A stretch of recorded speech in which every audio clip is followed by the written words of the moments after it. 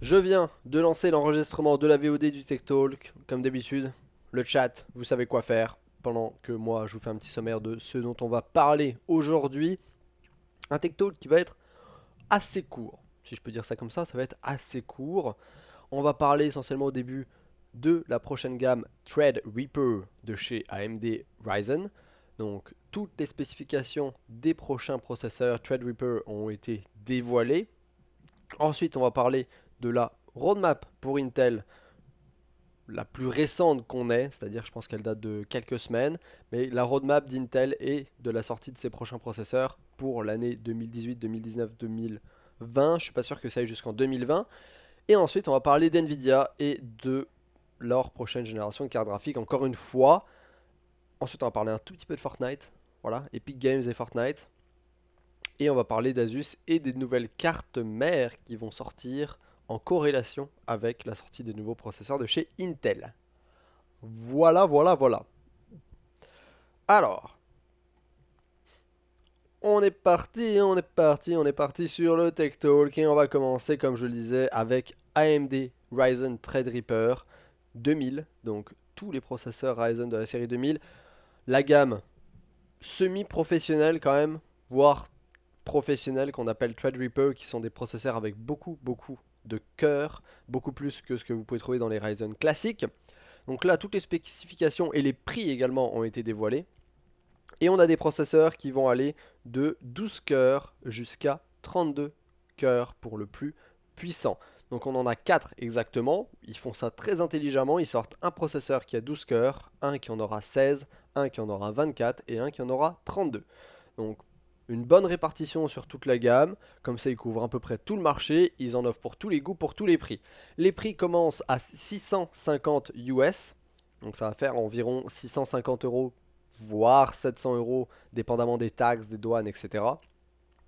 Pour le modèle avec 12 cœurs, et le modèle le plus cher est à 1800 dollars US, donc comptez pareil, 1800-1900 euros pour 32 cœurs. Alors au niveau des spécifications, évidemment, toujours, ça va être un ensemble de deux différents die qui sont combinés ensemble, ou pas forcément deux différents die, mais deux blocs de... Genre celui de 32, c'est deux blocs de 16 qui sont combinés ensemble. Celui de 24, je pense que c'est deux blocs de 12 qui sont combinés ensemble, etc. etc. On va descendre directement sur... La boîte est jolie. La boîte est jolie. Ça mérite d'être noté. La boîte est jolie. Voilà. Comme vous pouvez le voir, une magnifique boîte pour ces processeurs Threadripper. Moi, je voulais directement aller sur... Là, ça, c'est une des cartes mères qui a été dévoilée pour, pour ces nouveaux pros, qui est celle de chez Gigabyte Aorus, qui coûte environ 700 dollars la carte mère. Tout va bien, y a pas de souci. Ou même... Non, un peu plus... 700? Non, peut-être 500 dollars. 500 dollars la carte mère. Et celle-là, c'est la Aorus X399 Extreme. Voilà. Un design, tu payes quand même pour le design. Bref, on va s'intéresser plus précisément aux spécifications. Tout ce qui est dit ici est répété dans le tableau qui est juste en bas, donc on va juste jeter un petit coup d'œil au tableau. Donc, le modèle le plus bas de gamme, le 2920X, gravé en 12 nanomètres. Tout est gravé en 12 nanomètres. C'est évidemment du Zen plus, donc c'est un refresh de l'architecture Zen, de la même façon que Ryzen. 12 cœurs, 24 fils de calcul. TDP de 180 watts, évidemment, on est sur des TDP assez élevés, donc il va vous falloir un bon refroidissement pour permettre de garder ça à une température à peu près respectable. Ça tourne entre 3.5 et 4.3 GHz, ce qui monte assez haut. 4.3 c'est quand même assez élevé pour un processeur qui a 12 cœurs. Et voilà, celui-là coûte 650 US. La version un petit peu supérieure avec 16 cœurs, 32 fils de calcul, tourne même un petit peu plus rapidement, ça monte jusqu'à 4.4 GHz en boost. Toujours un TDP de 180 watts et lui va coûter 900 US. C'est drôle, j'ai mis 32 cœurs. Lol. Le prix d'un PC, le truc. Bah oui, mais quand t'es un professionnel, ça vaut le coup d'investir dans un truc comme ça. 24 cœurs, 48 fils de calcul, une fréquence de base bien évidemment plus basse, plus de cœurs, on va mettre une fréquence un petit peu plus basse parce que sinon ça va trop chauffer. Donc on est sur du 3 GHz, ça monte quand même jusqu'à 4.2, notamment avec les nouvelles technologies qu'ont mis AMD dans leur pros, le Extreme Frequency Range qui permet d'overclocker automatiquement le pros si vous avez un refroidissement adéquat, etc. 250 watts de TDP, c'est énorme. Par exemple, ça, c'est le genre de pros sur lequel il faut mettre un Darkrock Pro 4. Parce que le Darkrock Pro 4 a 250 watts de TDP aussi. Il est capable de dissiper 250 watts de chaleur. Bon, je pense que je mettrais un truc encore. Tu sais, je mettrais soit un Darkrock Pro 4, soit un Noctua NHD 15, soit un très gros water cooling sur ce genre de pros. Tu vois, parce que ça chauffe quand même pas mal. 1300 US pour les 24 cœurs et les 32 cœurs à 60 ou 64 threads. 3 GHz, 4.2 en boost, 250 watts de TDP également, 1800 US. Voilà. Donc ça va sortir très très prochainement. Là où AMD a été surprenant, c'est concernant la news suivante qui est toujours en rapport par rapport à ces processeurs-là. Notamment, c'est en rapport avec le 2990 WX. Voilà, donc le plus haut de gamme, le plus haut de gamme, parce que ils ont dévoilé un nouveau ventirad de base, donc un nouveau ventirad qui viendrait avec le 2990X, qui serait un nouveau Rave Cooler, donc la gamme Rave de chez AMD, c'est leur ventirad de base. On a le Rave Stealth, le Spire et le Max. Voilà, le Max, c'est celui qui vient avec les Ryzen 7 1800X et 2700, je pense, et 2700X. Ben là, ils en ont sorti un nouveau, ils en ont dévoilé un nouveau plutôt, qui viendra justement potentiellement avec le 2990X et peut-être avec les autres processeurs Threadripper. Et apparemment, ben, c'est un air cooling qui parvient à refroidir correctement le monstre de 32 cœurs. Et là, c'est quand même carrément impressionnant, quoi. C'est carrément impressionnant. Sachant que lorsque Intel avait dévoilé au Computex, je pense, ou au CES, je ne sais plus exactement c'était lequel, ils avaient dévoilé un processeur avec 28 cœurs, et pour le refroidir, ils avaient quasiment une clim à côté. Une clim qui était branchée directement sur le processeur. Bref, pour le refroidir. Et là, AMD, ils sortent un processeur avec 32 cœurs, et ils font une démo où ils montrent que ce processeur avec 32 cœurs, ils arrivent à le refroidir avec leur nouveau air cooling qu'ils ont sorti juste pour ça, qui est quand même pas dégueu, qui a quand même un look assez sympa. Ok, c'est marqué AMD Ryzen Threadripper dessus, mais c'est un look assez sympa, un châssis un petit peu fermé. Ici, on voit les deux ventirades. Je pense qu'à l'intérieur, il y a un ou deux ventilos qui doivent tourner assez rapidement. Ça fait peut-être un petit peu de bruit, oui. Mais j'étais plutôt surpris. AMD nique le game. Ils avaient mis clim plus glaciaire. C'était à peu près ça. Ils avaient mis un tube qui allait dans une clim, qui refroidissait ça. Bref, c'était improbable, quoi. Le truc d'Intel, c'était improbable. C'était improbable. Bref. Donc là, en fait, tous les processeurs Threadripper que j'ai cités, ou quasiment, ceux-là, en tout cas, vont avoir deux dénominations. Soit ça va être WX, soit juste X. Dépendamment de, je pense que s'ils viennent avec le air cooling ou s'ils ne viennent pas avec le air cooling. Voilà. Donc quand même une bonne news. Ensuite, un ventilation transformer. Ensuite, on a une news qui a absolument rien à voir, sauf pour ceux qui, mais qui pourraient intéresser ceux qui pourraient chercher des PC portables. On a une marque qui s'appelle Origin PC, qui est une marque custom de PC portables, qui font des PC portables aux États-Unis et des PC également de bureau aux États-Unis, mais je pense qu'ils peuvent expédier à l'international sans aucun problème. Ils ont un peu fait un petit rafraîchissement de leur gamme de PC portables et ils sortent une nouvelle bête avec un i9 8950HK, donc un processeur avec 6 cœurs, et avec une GTX, je pense que c'est 1070 ou 1080. Je pense qu'il y a plusieurs tranches pour les cartes graphiques. Il y a également un écran 4K. Comme vous le voyez, on a un écran qui est très fin au niveau des bordures, clavier RGB, etc., etc. Je vais juste aller voir les spécifications. Le 15 pouces a le 8750H, ou alors vous pourrez mettre très prochainement le 8950HK. On a jusqu'à une 1060, donc on peut mettre une 1050, une 1060, mais pas plus haut. Ça vient avec jusqu'à 2 Tera de SSD, jusqu'à 32 Go de DDR4, Wi-Fi, etc., etc., etc. Le modèle 17 pouces vient quant à lui avec le processeur 8950 HK de base, un display en 4K, donc un écran en 4K, alors que l'écran du 15 pouces est en Full HD. L'écran du 17 pouces est soit en 4K avec G-Sync, soit en Full HD avec G-Sync, mais vous pouvez avoir un écran 4K. Et on peut mettre jusqu'à une 1070. Voilà. Et on peut rajouter en plus un disque dur ou un SSD. On peut mettre jusqu'à un disque dur physique ou un SSD physique. Et aussi également des SSD en PCI Express M.2. Voilà. Donc des gros PC portables qui vont à mon avis coûter pas mal cher.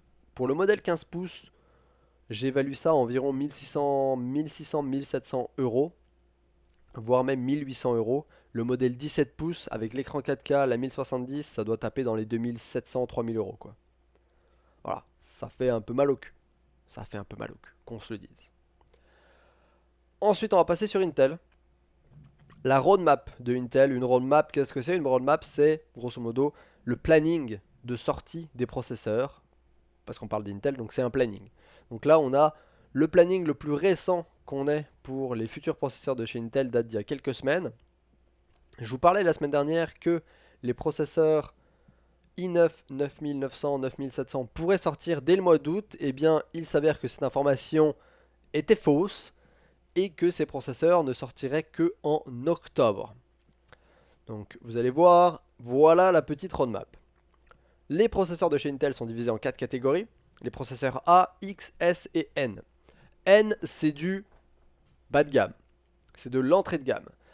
Donc on est sur du, apparemment pour l'instant, Gemini Lake. C'est des trucs qui ont soit 4 cœurs, soit 2 cœurs. Donc tout ce qui est Pentium, Celeron, etc. Et aussi les trucs un peu plus bas, même un peu plus bas, tu vois. Je suis même pas sûr que les Pentium rentrent là-dedans. Ensuite, on a les processeurs S, qui sont généralement les processeurs grand public. Donc on a le Coffee Lake S, qui est ce qu'on connaît actuellement, qui sont des processeurs Intel avec 4 cœurs, 2 cœurs ou 6 cœurs. Donc 2 cœurs, 4 cœurs ou 6 cœurs, qui du coup englobent les Pentium, les i3, les i5, les i7. On a les processeurs X, qui sont les processeurs sur les plateformes X299, X99, X, etc., etc. Donc les processeurs un petit peu plus professionnels. Donc tout ce qui est i7 5820, i7 7950, etc., etc. Et au-dessus, on a les processeurs catégorisés A, qui grosso modo pour l'instant ne comprennent que Skylake X avec le processeur à 28 cœurs qu'a présenté Intel lors du Computex. Donc ce processeur d'ailleurs de 28 cœurs pourrait sortir donc, dans la moitié du deuxième quart de 2018, du dernier quart de 2018. C'est-à-dire que vous coupez 2018 en 4 tranches, en trimestre, voilà, fait des 3 mois, 3 mois, 3 mois. Donc là pour l'instant septembre, décembre c'est le dernier trimestre, ça pourrait sortir à partir du milieu de ce dernier trimestre, donc novembre, début novembre. Début novembre, on va certainement voir la sortie du processeur 28 cœurs de chez Intel. Là ce qu'on marque, c'est Coffee Lake S Refresh, c'est les processeurs i9 dont je parlais la semaine dernière. C'est du Coffee Lake S Refresh, qu'on appelle aussi Whiskey Lake, voilà, qui vont sortir conjointement avec les chipsets Z390, mais qui vont également être compatibles avec les chipsets Z370 actuels. Et ça, ben ça serait pour fin Q3, début Q4. Ce qui veut dire que c'est septembre-octobre. Et il se peut qu'ils attendent et qu'ils sortent en même temps ce qu'ils appellent le Basin Fall Refresh, donc qui est basé sur du Skylake X, et le Coffee Lake S Refresh, qui sortent ça en même temps, qui remettent les deux ensemble pour faire une sortie en octobre. Ensuite, on va encore avoir un autre refresh de Coffee Lake qui va certainement sortir à la moitié de l'année en 2019. Et encore une nouvelle architecture qui fera suite à du Skylake X, donc qui est du Cascade Lake X pour les professionnels, qui sortira encore après en 2019. Voilà. Le Skylake X qu'on a là, c'est pour les Intel X299, bien évidemment. Donc c'est grosso modo ça dont je voulais parler. Les nouveaux Core i9 et les Core i7 9700 et les Core i5 9600 que j'avais annoncé qui sortiraient en août, sortiraient conjointement en octobre de cette année. Donc il faudra encore attendre un petit peu pour voir la sortie de ces processeurs-là. Serait lancé lors du 4e trimestre. Voilà, voilà. Il sortira sans la clim. Je pense qu'il sortira sans la clim. J'espère, parce que sinon c'est quand même un petit peu problématique. Ensuite, on va parler d'NVIDIA. NVIDIA. Première conférence de NVIDIA. Le SIGGRAPH. Alors, je ne parle pas de la conférence qui aura lieu à la Gamescom pour l'instant. Il y a une autre conférence qui a été annoncée par NVIDIA, qui est une conférence qui a lieu tous les ans, qui s'appelle le SIGGRAPH, qui est un regroupement de développeurs et de chercheurs en informatique et en jeux vidéo, en animation, etc. Qui est généralement là où sont présentées un petit peu toutes les nouveautés et les avancements en termes d'intelligence artificielle, de cloud computing, de graphisme, etc., etc. Donc c'est plutôt un truc très très très haut level, très professionnel avec des chercheurs d'université, des chercheurs en industrie, etc. Et forcément, Nvidia a un panel et a des conférences lors de cet événement. Et il se peut que lors de cet événement, du coup, Nvidia annonce une nouvelle série de cartes Quadro. Voilà. Il pourrait annoncer, comme ils vont bientôt annoncer la nouvelle génération des cartes gaming, il se peut que lors du SIGGRAPH, qui est une place tout à fait appropriée pour faire ce genre de choses, il se peut qu'ils annoncent une nouvelle génération de cartes professionnelles Quadro et peut-être une nouvelle Titan. Parce que les Titans sont faites pour les professionnels. Donc il se peut qu'ils annoncent ça. On ne sait pas encore, mais il y a une conférence le 13 août de Nvidia au SIGGRAPH. Ensuite, on va parler de la deuxième conférence de Nvidia, celle qui nous intéresse le plus en tant que gamer, qui est bien évidemment celle qui aura lieu à la Gamescom le 20 août et qui s'appelle le GeForce Gaming Celebration, ou la célébration du jeu des GeForce Gaming, ou plutôt du jeu sur GeForce. Bref, je sais pas exactement comment traduire ça. Allez vous faire foutre. C'était gratuit. Je vous aime, vous inquiétez pas. Bref, donc, la conférence qui nous intéresse le plus, c'est celle qui prendra place lors de la Gamescom le 20 août 2018, faite par Nvidia, et pendant laquelle il y a 99% de chances qu'ils annoncent les nouvelles cartes graphiques.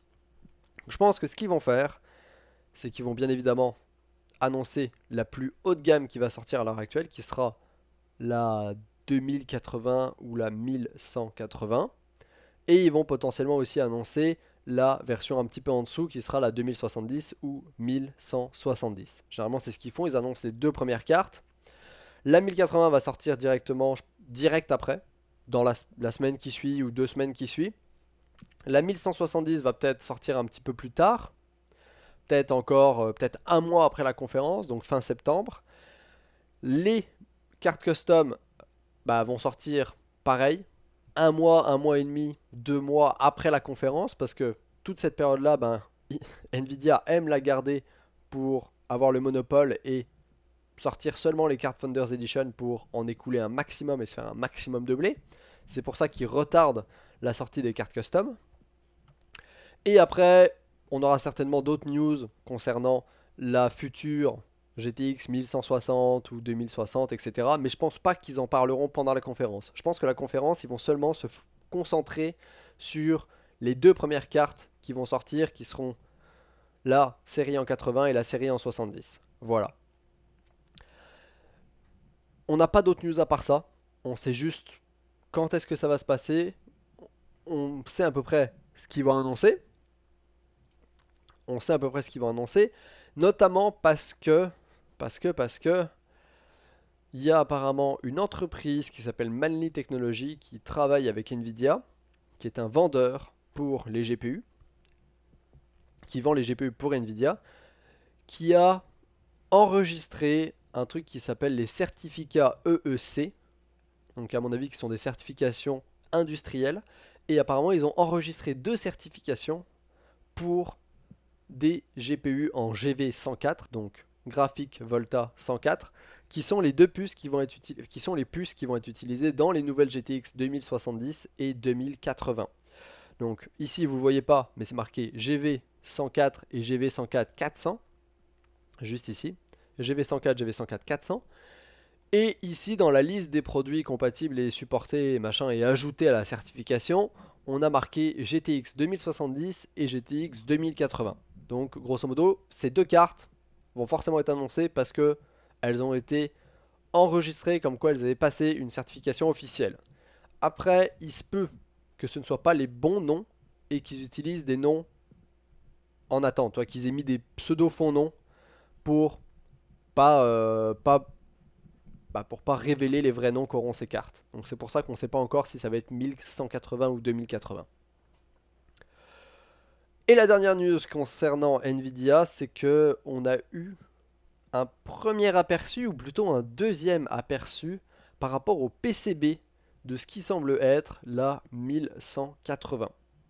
Donc il y a un petit moment, on avait déjà eu un premier aperçu du PCB des nouvelles cartes, qui était ça. On avait eu un aperçu de ça, sur lequel on voyait l'emplacement pour mettre le chipset, tous les modules de mémoire sur le côté, puis là des ventilateurs, les connectiques d'alimentation, la connectique PCI, et ici une connectique NVLink. Donc ici ça voulait dire qu'il y avait 12 emplacements de mémoire, ce qui laissait penser qu'il y avait 12 Go de GDDR6.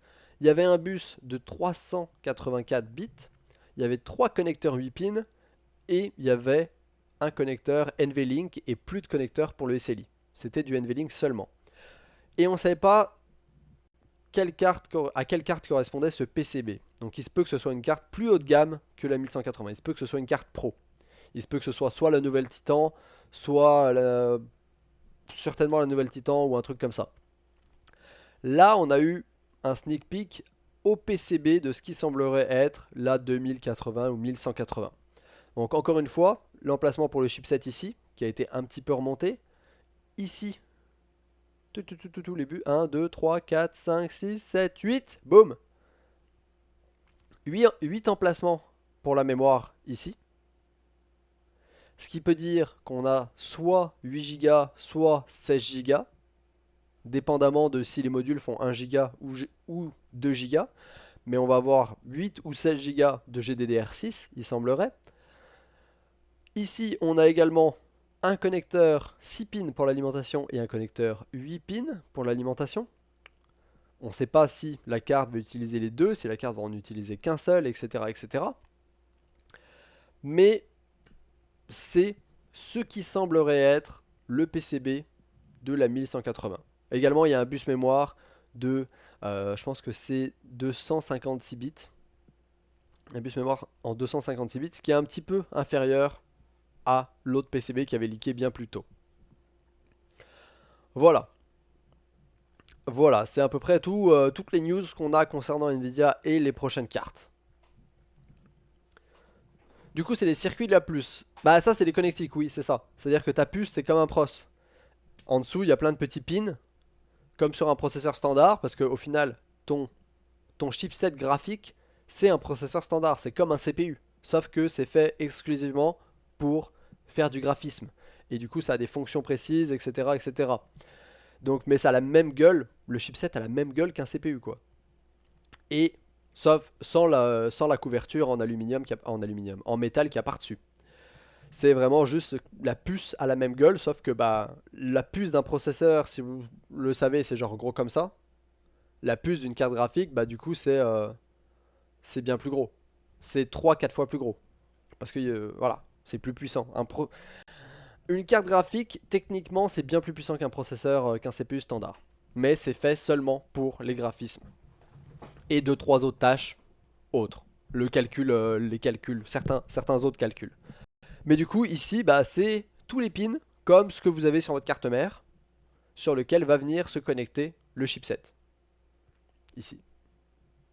Voilà. Bon, ensuite, une petite news concernant Fortnite et Epic Games. Fortnite est censé sortir sur Android. Jusque-là, vous le savez, c'est déjà sorti sur iOS depuis un moment. Ça fait des millions de téléchargements sur iOS, des millions de joueurs également. C'est censé venir sur Android assez prochainement. Première news, il semblerait que c'est Samsung qui ait une exclusivité de 120 jours sur Fortnite pour le Galaxy Note 9. Donc Samsung va très bientôt sortir le Galaxy Note 9. Il y a une conférence très prochainement où ils vont le dévoiler. Et il va certainement sortir dans même pas un mois, le nouveau Galaxy Note 9. Et il semblerait que Epic Games ait fait un partenariat avec Samsung pour que Samsung ait l'exclusivité du jeu pendant 120 jours. Il semblerait qu'au début c'était juste 30 jours, c'est ce qui est marqué ici. Je pense, je sais plus également où c'était marqué. J'avais vu sur une autre news que de base ça devait être 30 jours, mais qu'il se pourrait fortement que ce soit 120 jours d'exclusivité pour Samsung. En plus d'avoir cette exclusivité, quand le jeu sera disponible pour tout le monde, etc., ou même pendant l'exclusivité, Fortnite ne sera pas disponible sur le Google Play Store. Fortnite ne sera pas disponible sur le Play Store, mais Fortnite sera disponible pour Android. Epic Games ne veut pas mettre Fortnite sur le Play Store pour les téléphones parce que Google prend 30% des revenus de tous les achats qui sont faits in-game, je crois, ou quelque chose comme ça. En gros, Google prend une trop grosse partie des bénéfices et de ce que payent les joueurs sur le jeu et du coup ne reverse pas la totalité de la somme à Epic Games. Ils en prélèvent 30% et Epic Games n'a pas envie de se faire prélever 30%, donc ils veulent déployer leur jeu directement depuis le site d'Epic Games. Voilà. Voilà. C'est pour ça que Fortnite ne sera pas sur le Google Play Store, mais il faudra le télécharger pour Android directement depuis Epic Games. Vous allez télécharger l'APK, donc le fichier d'installation, et il faudra installer ensuite le jeu. Le seul problème, c'est que va certainement y avoir des milliers, peut-être pas des milliers, mais des centaines de fichiers d'installation APK Fortnite qui vont être fake ou qui auront été modifiés et que les gens vont installer sans forcément s'en rendre compte. Genre installer une APK modifiée qui va te demander 20 000 autorisations sur ton téléphone, qui sera capable de voler certaines de tes données ou alors de repérer ta position. Enfin bref. Je pense qu'il va y avoir beaucoup de versions pseudo-fake et pas mal fake de Fortnite en APK sur Android si Epic Games fait comme ça. Problématique quand les trois quarts des gens qui jouent à Fortnite, bon peut-être pas les trois quarts, mais la grosse majorité des gens qui jouent à Fortnite sont des adolescents qui n'ont pas forcément conscience des risques qu'ils prennent quand ils installent une APK sans forcément savoir d'où elle vient. Voilà. Voilà. Donc pour vous dire un petit peu, tac tac, bah vous savez que également Steam prend, je sais pas combien prend Steam, mais Steam prend beaucoup hein. Pour les jeux PC, passer par Steam pour distribuer ces jeux PC, c'est vraiment pas rentable parce que Steam prend une grosse marge des ventes.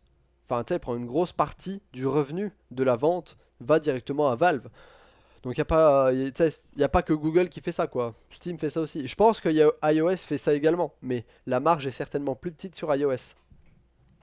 Et certainement plus petite sur iOS. Ça c'est le genre de truc sur lequel je ne suis absolument pas renseigné, mais à mon avis les 30% de taxes que font Google, qu'impose Google et que prennent Google sont pas tant supérieurs que ce que fait Steam ou que ce que fait Steam avec, enfin que ce que fait Valve avec Steam ou que ce que fait Apple avec je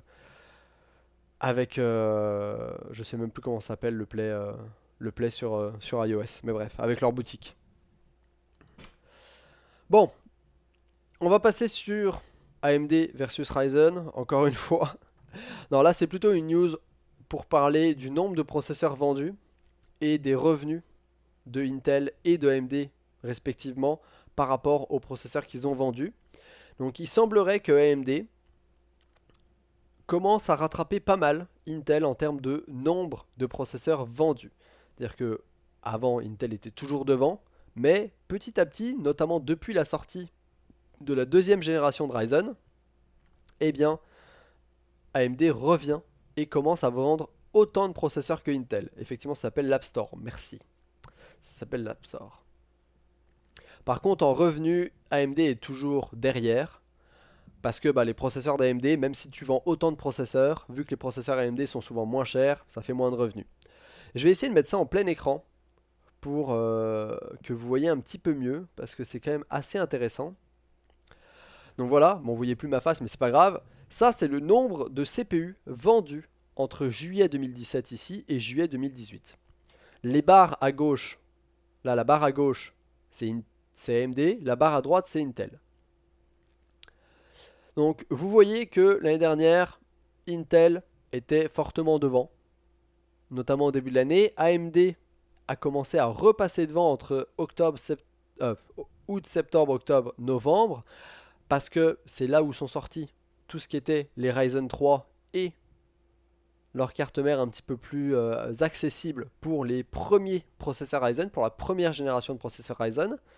Donc c'est à ce niveau-là, donc en août, que sont sortis les Ryzen 5 un peu plus abordables et les Ryzen 3.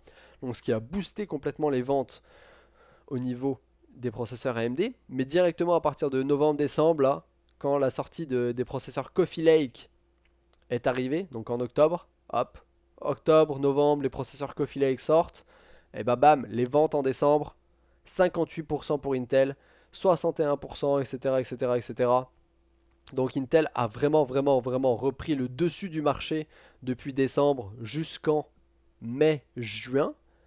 Mais là, depuis juillet, en juillet, un marché qui est à 50-50. Intel et AMD ont vendu autant de processeurs l'un de l'autre, environ 8000 processeurs vendus pour les deux, ce qui est une excellente chose pour AMD. Et au niveau du revenu, comme vous pouvez le voir, par contre, AMD est toujours derrière parce que leurs processeurs, bien qu'ils en vendent un très bon nombre, et bien généralement, c'est des processeurs plus entrée de gamme qui sont vendus du côté de chez AMD. Chez Intel, on vend des processeurs plus haut de gamme. Et également, les processeurs de chez AMD coûtent un petit peu moins cher, donc ils se font certainement un petit peu moins de bénéfices. Voilà, mais AMD va dans la bonne direction, ce qui est une très bonne chose. Salut Kinou, j'espère que tu vas bien.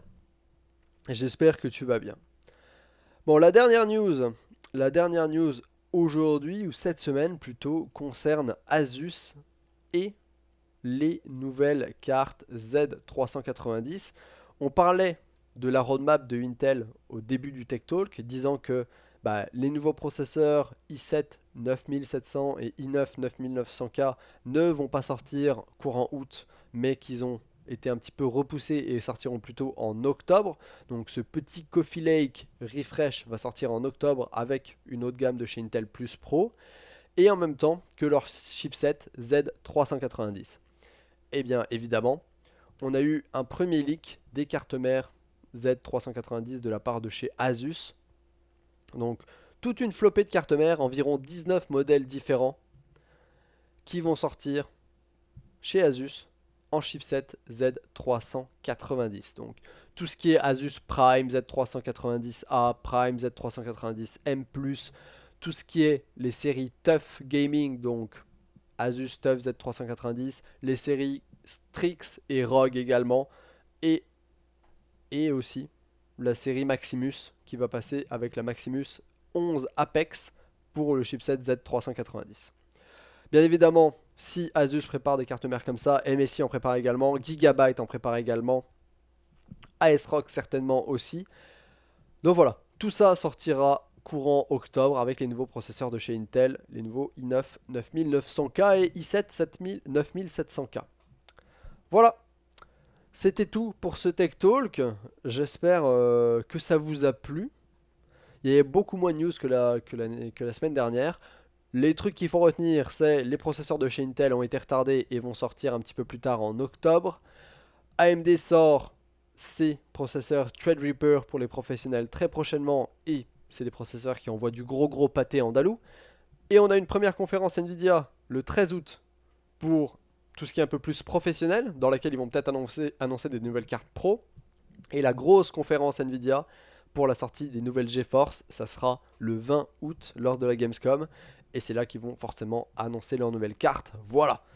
Bref, en attendant, j'espère que cette petite vidéo vous aura plu. N'hésitez pas à liker si vous avez liké, disliker si vous avez disliké. Laissez vos questions, remarques en commentaire. Et comme d'habitude, moi je vous dis à ciao, bonsoir.